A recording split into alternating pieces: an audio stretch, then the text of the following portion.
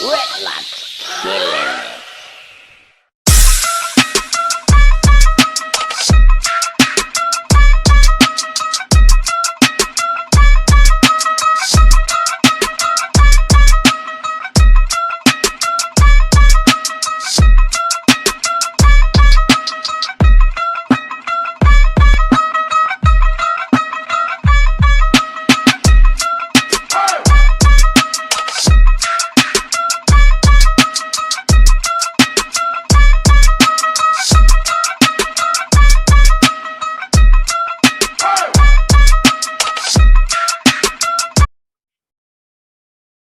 Hello everyone, welcome back to my show. Today we have Omer and Puneet Mirza, the co-founders of Bhangra Empire. I've been waiting to do this episode and I really look up to both of them, so I'm super excited. A little bit more about Bhangra Empire. Bhangra Empire is a Bhangra team and academy based in the Bay Area. Bhangra Empire has performed at the White House, at the Warriors halftime shows, and also on America's Got Talent. So that's just crazy and super impressive. And I actually myself was part of Bhangra Empire in 2018. And we're going to talk more about Bhangra and everything about that. But guys, welcome to the show. How are you guys feeling? Thanks for having us. We're feeling really great. It's Friday. Fridays are always good. Yes. Awesome. What new videos have you guys been working on? Because I know you guys get, like, if you check out their YouTube channel, I think it's like over 100 million views, right? I'm not sure how many total million views we've had, but it's something out there. Yeah. We actually just shot a video yesterday afternoon for a new song that just came out.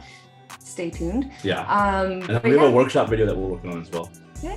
That'll be coming out. Yep. So we always have videos in the pipeline that we've shot before, and it's just a matter of editing them and getting it out there. So we will be having new content coming out tonight, this weekend, early next week as well. Awesome.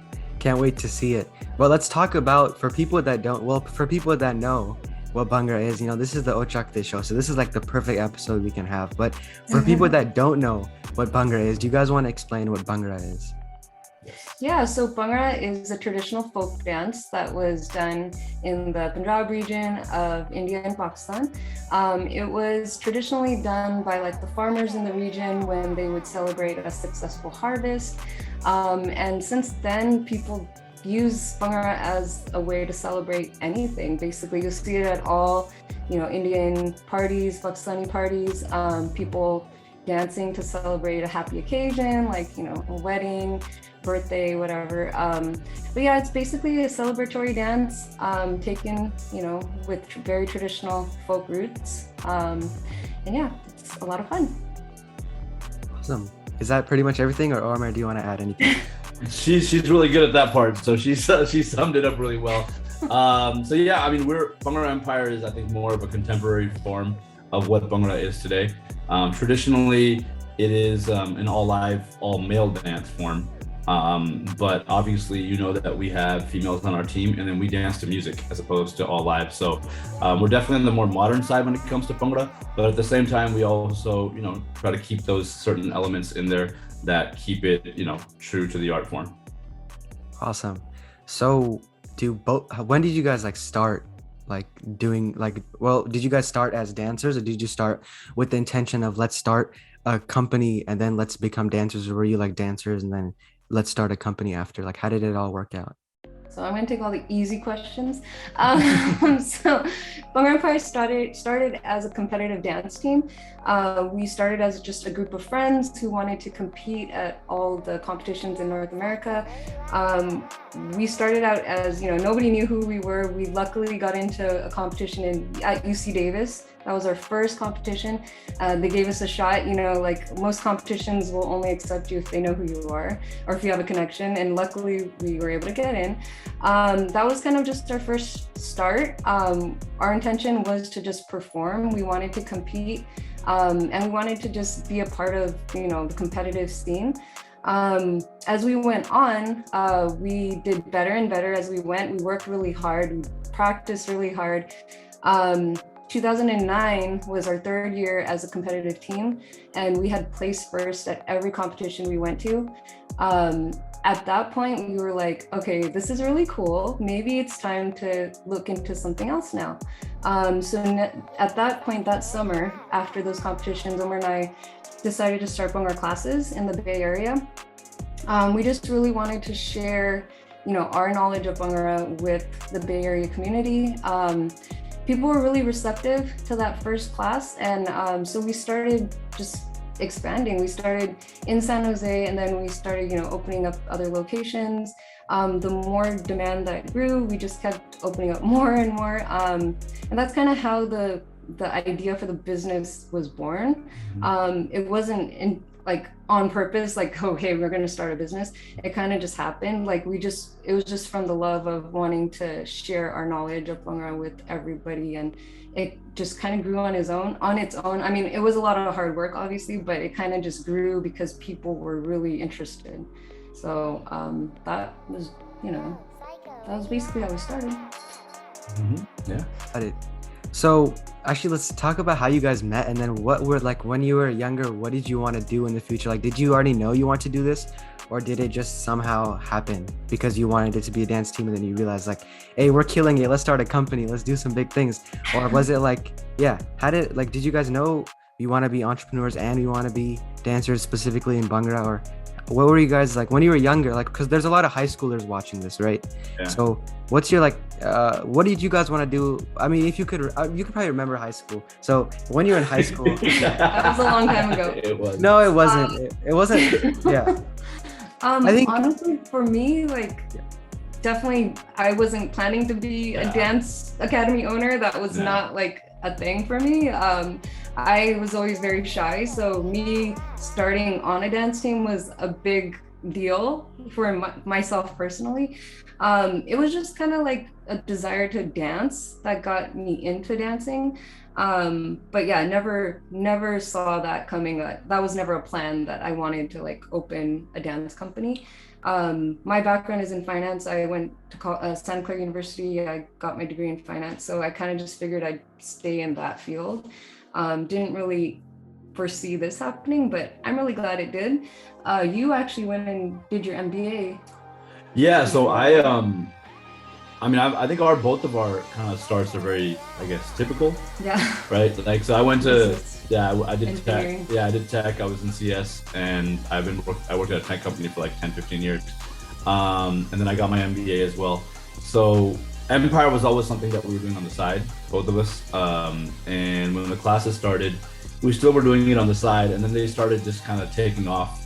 And it wasn't actually until I think 2018, so 3-4 years ago, that we had to kind of make a decision, because it was just getting to be too much to do both our full-time jobs as well as Bhangra Empire.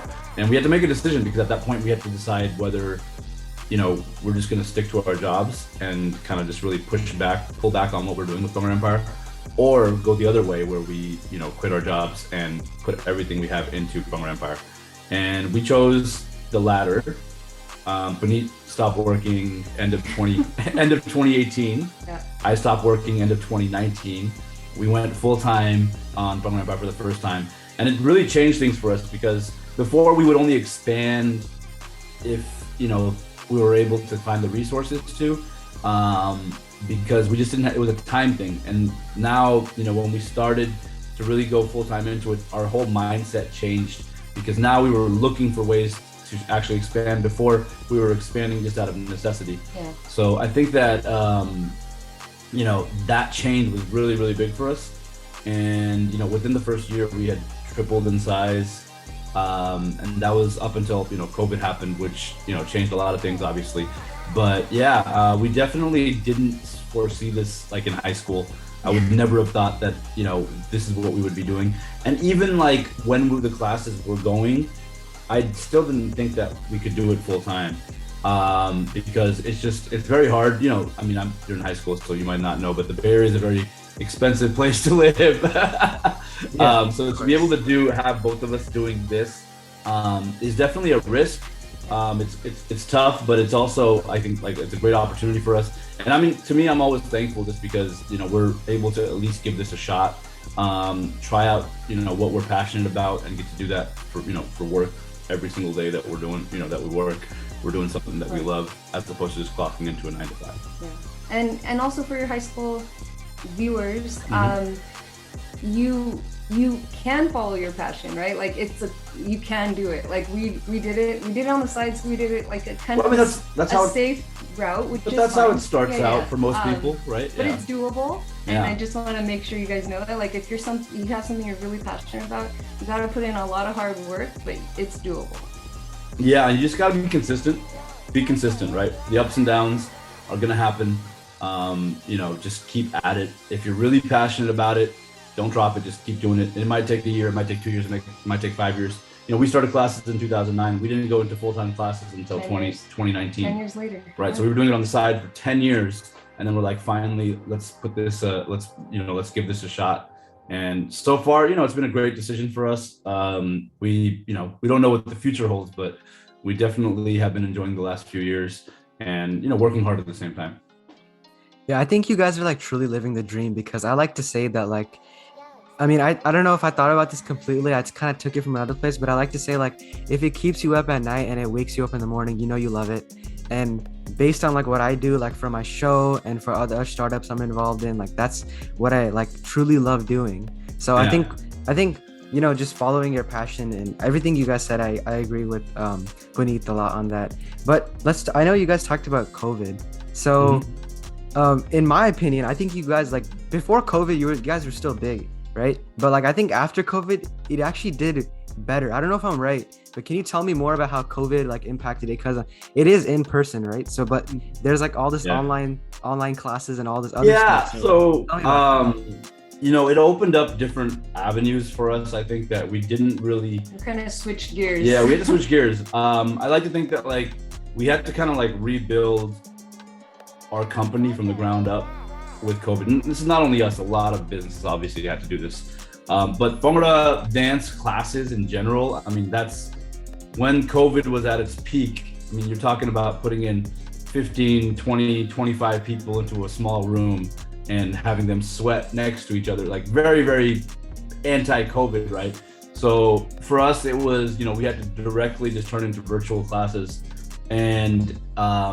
And that was also a thing that we just had to do month in and month out. We had a great response when we started.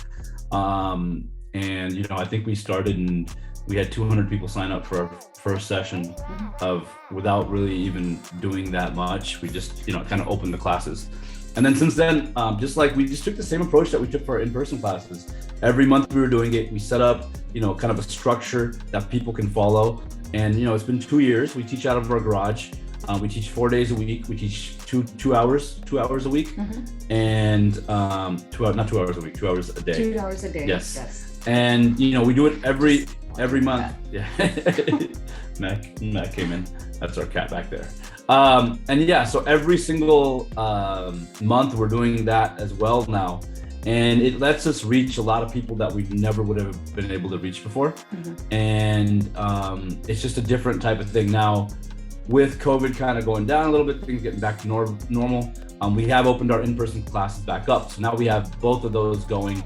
But obviously, like for the in-person classes, it's still like it's going to take some time to get back up to where we were before, just because we're slowly building that back up. Because people also still are not, at the same place they were a few years ago. People are still concerned about sending, their kids or themselves to these classes if they don't have to. So we're slowly getting there. We just started a new session in the summer, which has been great signups, great turnout. And hopefully we just get back to what we were doing before, which was, I think, a lot of just community building here in the Bay Area. Like our shows, you've been to our shows, like they're very family oriented. They're very, about the kids and the parents and the culture and all that stuff. And that's what we loved. And that's what we missed in COVID, because we couldn't have those shows. So the fact that we're able to kind of get back to that, I think that's amazing. And at the end of the day, that's kind of what we've been doing for the last 10 years. So even though our virtual classes will stay and they'll keep going, for us, like just that, nothing can really beat that in-person, experience that people get.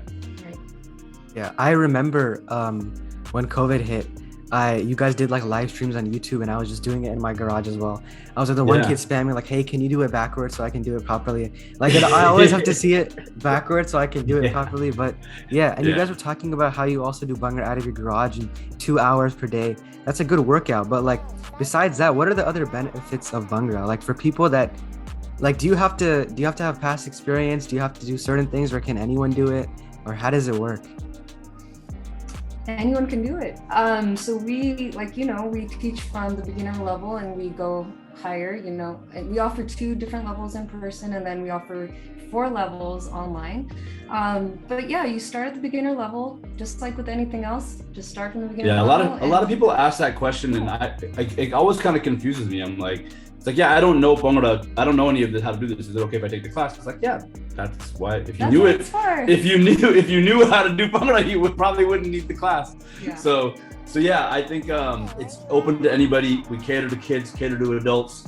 We have beginner, we have intermediate, And you advanced don't have classes. to be Desi. You don't have to be Desi as well. You can. Majority, obviously, people are. Yeah. Because at the end of the day, it also gives you, like you're asking, some of the benefits. It gives a lot of Desi kids the opportunity to connect back to their culture, Definitely. which is awesome. Being brought up here, a lot of what we've built is because, growing up, I played a lot of sports, and people nowadays, they'll play sports, they'll do swimming, they'll do karate, they'll do all these different like, musical instruments. And, Bhangra wasn't something that you can do as an option because there just were no options for that. And for us to give that and provide that, like, to me, it's always like, if a kid can go do karate, why can't they go do Bhangra as an extracurricular, right? So that's kind of what has really kind of pushed our classes, because we want to give that opportunity to kids all ages, to at least try it out. Some people might not fall in love with it. They might do it for 1 year and then move on to something else, and that's perfectly okay. And other people, they've been taking our classes for the last 10 years with us, right? So just having that option out there for people here in the Bay Area, and now virtually for everybody all around the world, that's something that we really kind of pride ourselves in. Yeah, and I actually was speaking to a dad this past weekend because we just started our in-person classes, and he was saying, he asked his daughter, do you want to take basketball or Bhangra classes? And she chose Bhangra classes. So that's amazing to me because we're giving these kids the opportunity to, have a dance class, but also having a cultural experience at the same time. So it's like a 2-for-1 situation, and I'm sure the parents are really happy that they chose Bhangra, but like just having that as an option is like, that's what we wanted to do, is that was our goal, to give that option to the community. Yeah. I remember I was in intermediate like during 2020, and it was really fun going to all the classes and everything. And then during family events, it's always like the one uncle or grandpa saying, "Beta, show us your moves." And I'm like, Show us what you know. I'm like, Bhangra Empire has taught me. I mean, I could do some stuff here and there. I'm confident in myself because of Bhangra Empire. So Yeah. And That's is awesome. we've had a lot of stories with people whose kids are the same exact way, right? Like they're like the shy type. They would never do anything like that. They take the classes, they get some confidence instilled in them, and then they're going to weddings and parties and stuff like that, and they're busting out all their moves, and they're like, and it's not only about like you're learning to dance, it's giving you, just like you said, that confidence. And that's important because, if taking a Bhangra class or any other class is going to pull that out of you, that's very important for kids. And it's something that becomes very, something that helps them not only now, but down the line in life as well. Definitely. Mhm. Yeah, I love that cat in the back. Does the cat also do Bhangra? No, we have 2 cats. This is one of them. They sometimes join us in the garage when we're teaching, so they'll make appearance here and there. But this is what they do. They just sit there. They just sit there. I see.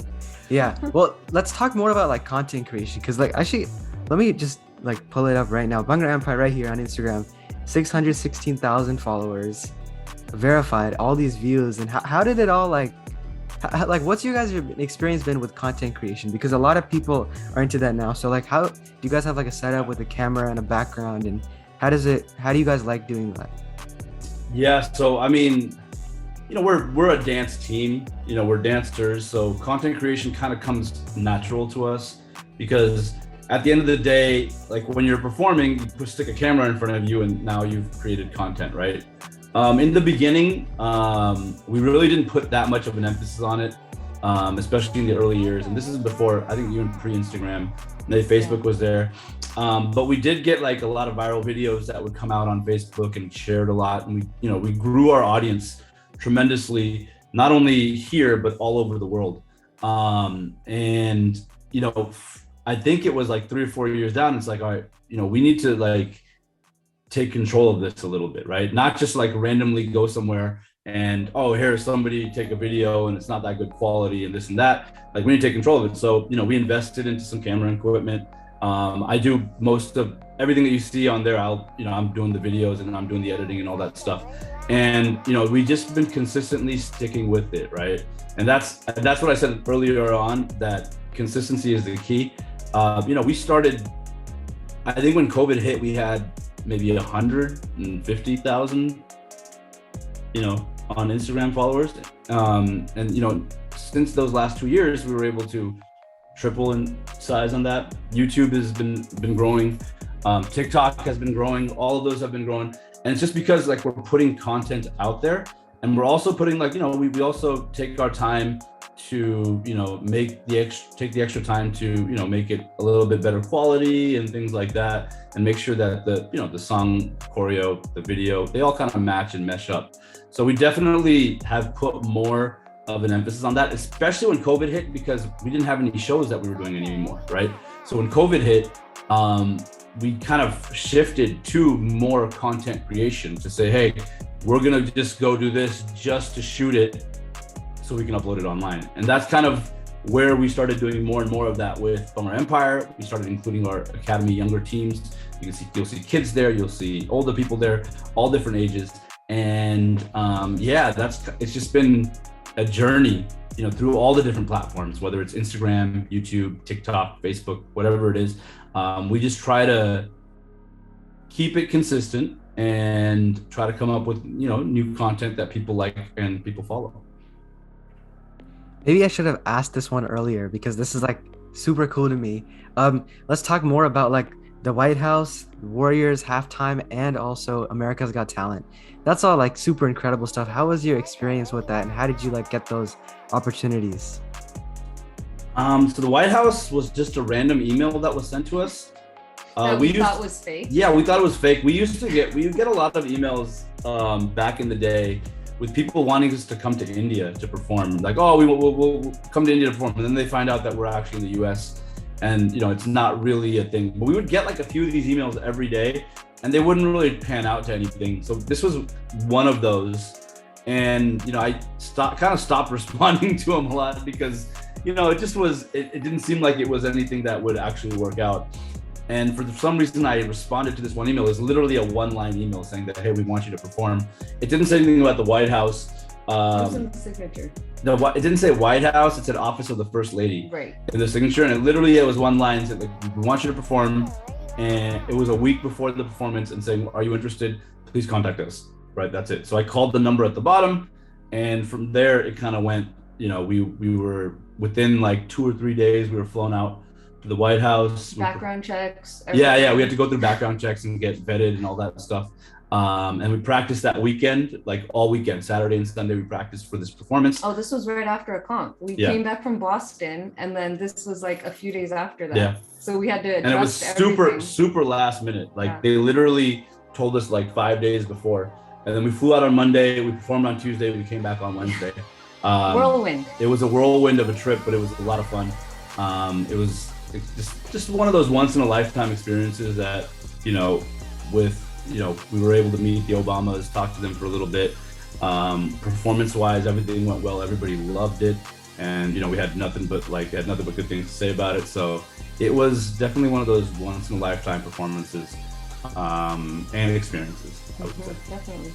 Yeah. Well, thanks for replying to my email. I appreciate that. I mean, you guys probably get a lot of emails. Which we try. We're a little bit better at it now, but still not amazing. Like, I think if there's one thing that we can always get better at, is that communicating with our with our students and our people that are trying to contact us. It sometimes gets a little overwhelming with all the different social media platforms and emails and things like that. Yeah. So suppose there's high school or anyone watching right now that wants to just be part of Bhangra Empire. They like the episode. They want to check it out. Where can they go? Who can they reach out to? What should they do? Yeah, bhangraclasses.com. That's the website that has all the information that you can find out. From there, you can email us at info@bhangraempire.com as well if you have any direct questions. And yeah, that's the easiest way to kind of to sign up. And I would say try it out. If you have any sort of interest at all, try it out. And now with the virtual, so I think dance has this, it's intimidating, right? You go in and you're not a dancer and you're taking a dance class, you're kind of putting yourself out there. And some people get intimidated by that. They get, they're nervous. They don't want to do that, even though they might have that interest, right? I think the good thing about virtual classes is that you can try out and do virtual classes from your own house, where that intimidation is not there anymore because nobody else is there in the class. So I would say either try an in-person class out, try a virtual class out. I would say to anybody that's watching that's not in the Bay Area, even if you're able to take a Bhangra class in any sort from anybody, whether it's online, in person, do it, give it a shot. It's a lot of fun. It's a great workout. And it's something that we're passionate about. And the more we can spread our passion to other people, the better it is for us, we think. So, yeah. And I totally feel what you just said, because that's literally what I did when I started Bhangra. Was I went to a tryout without ever having taken Bhangra classes, and I put myself out there and I tried out, and I was scared, but I really wanted to try. So this was in college, right? So I wasn't like a little kid. I was in college. No, it's no matter what, even adults, right? Yeah, no matter what age you're at. But I'm so glad I did that, because like Bhangra has meant so much to me over the years, but like if I didn't make that first step, I never would have known, right? So you really just thought, if you have any desire, like Omer said, just try it. Try it out. It doesn't hurt. Take it for a session, take it for one class, whatever works for you, give it a shot. And some people will say that I would never have thought that this is something that I would be interested in, and they just fall in love with it. And they're dancing every other day, and they're with us in our classes for years. So yeah. And I would say what you guys said is great, but in my opinion, the better thing to say is to go for it. Ochakde, just go for it, check it out, see how it goes. Ochakde, that's right. Yeah. Always. Yeah. That's true. Yeah. That's a great way to end off the episode. What was you guys' favorite part of being on the show? I like talking about, I like the fact that you're a student, that you're a past student. So everything that we're saying is something that you can directly relate to. So I think that's cool. And then I just like talking about our journey of how we got here, because I think there's a lot of people out there that, are scared to kind of follow their passions. If you're able to figure out what you're passionate about, give it a shot, right? It might not be like, I'm not saying, quit your job right now and go 100%. I'm not saying that. Make the smart decision, but take some time. If you found something you're passionate about, take some time every single day, or every other day, whatever you might want, whatever you can do, and really, really explore trying to get further and further along in it. And you're never gonna know where it's gonna take you. There's Bhangra for everybody is something that they do for a few years and then they kind of move on, right? And for us, we wanted to give an option to people that, hey, even after those few years, if I'm done competing, is there other things that I can do? And that's what Bhangra Empire is right now. And then also giving people the option to learn something, from the ground up as a young kid or as a teenager or even as an adult. Things that just, we're kind of self-taught, right? Because when we were growing up, there were no Bhangra classes here, right? So that's kind of what I would say is just follow your passions. You can do it. Both of us are, we do Bhangra every day for a living now. And it wasn't easy to get here, and it's not going to be easy to stay here. There's nothing that's going to, substitute the hard work that you have to put in. But if you're passionate about it, it makes it a lot, it makes it more worth it. Damn, I think you should start a Bhangra Empire podcast. That was beautiful.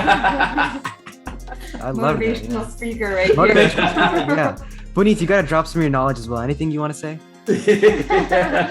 No, like you said, I like sharing our experience, because I feel like somebody else can use that and kind of, relate to it, or maybe get inspired by it. Like, I'm always happy to hear from people online, even who just say, like, you're inspiring me to dance again, or you're making, like, for me, for example, like as a mom, people think that, you can't dance anymore because you're a mom. But like, I like hearing from other moms who say, oh, hey, I didn't know I could still dance, or like if that's even a thing. Yeah. So I kind of like being able to inspire other people to, like you said, follow your passions, or even just like take a class, Try out new things. try Yeah. something new, or go back to an old passion that you kind of left because you started a family, or whatever. So I like being able to share our passions with everybody else, and then maybe inspire others to follow theirs. Awesome. Well, thank you so much. That went really well. Appreciate it. Thank you for having us. Thanks for having us.